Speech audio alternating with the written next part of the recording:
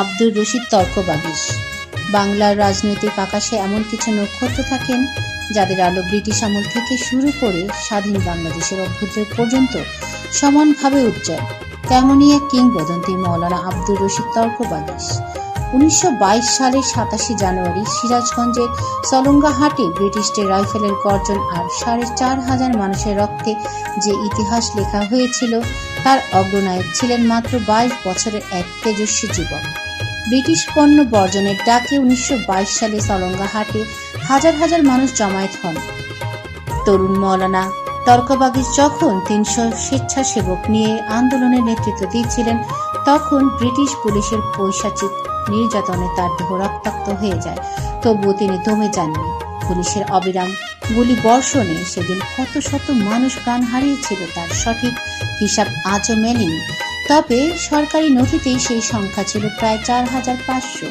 ইতিহাসে এই ঘটনাকে উপমহাদেশের স্বাধীনতা সংগ্রামের রক্তশিরি বলা হয়। পীর বংশে জন্ম নেওয়া এই মনীষী কেবল রাজপথের যোদ্ধা ছিলেন না, তিনি ছিলেন একজন তীক্ষ্ণ মেধাবী পণ্ডিত। দেওবন্দ ও লাহোরে পড়াশোনা করে তর্কশাস্ত্রে ডিগ্রি অর্জন করার পর তিনি তর্কবাগীশ উপাধিতে ভূষিত হন।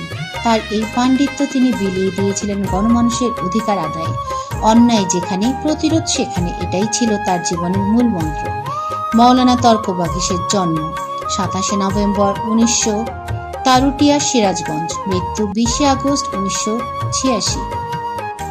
পুরস্কার: স্বাধীনতা দিবস পুরস্কার 2000। মরণোত্তর: তার লেখা উল্লেখযোগ্য 5টি গ্রন্থ: শেষ প্রেরিত নবী, ধর্মীয় ও জীবন দর্শন, সত্যার্থে ভ্রমণে, ভ্রমণ কাহিনী, ইসলামের স্বর্ণযুগের ছিন্ন পৃষ্ঠা, ইতিহাস, সমকালীন জীবনবোধ, সামাজিক ভাবনা, স্মৃতির সৈকতে আমি, আত্মজীবনী, সংসদীয় রাজনীতি ও বর্ণাঢ্য ক্যারিয়ার। মৌলানা তর্কবাগীশ ছিলেন একজন দূরদর্শী সংসদীয় নেতা। তার রাজনৈতিক জীবনের কিছু মাইল ফলক: 1946 বঙ্গীয় আইন পরিষদের সদস্য নির্বাচন, 1952 রাষ্ট্রভাষা আন্দোলনের অন্যতম সৈনিক এবং 1956 সালে পাকিস্তান গণ পরিষদের সদস্য, 1954 ও 1970 যুক্তফ্রন্ট ও আওয়ামী লীগের হয়ে বিপুল ভোটে বিজয়। আওয়ামী লীগ দলটির অন্যতম প্রতিষ্ঠাতা এবং সাবেক সভাপতি হিসেবে গুরুত্বপূর্ণ ভূমিকা পালন। 1973 স্বাধীন বাংলাদেশের প্রথম জাতীয় সংসদের সদস্য। সমাজ সংস্কার ও সাহিত্য চর্চা তিনি কেবল রাজনীতির ময়দানে সীমাবদ্ধ ছিলেন না। জমিদারি প্রথা উচ্ছেদ, পতিতাবৃত্তি নিরোধ এবং বাধ্যতামূলক প্রাথমিক শিক্ষার জন্য তিনি ব্যবস্থাপক পরিষদে জোরালো প্রস্তাব উত্থাপন করেছিলেন। একই সাথে তিনি ছিলেন একজন সুসাহিত্যিক। তার রচিত গ্রন্থগুলো আজও সমাজ ও জীবনবোধের এক অনন্য দলিল হিসেবে সমাদৃত। 1986 সালের 20 আগস্ট এই মহান নেতা পরলোক গমন করেন।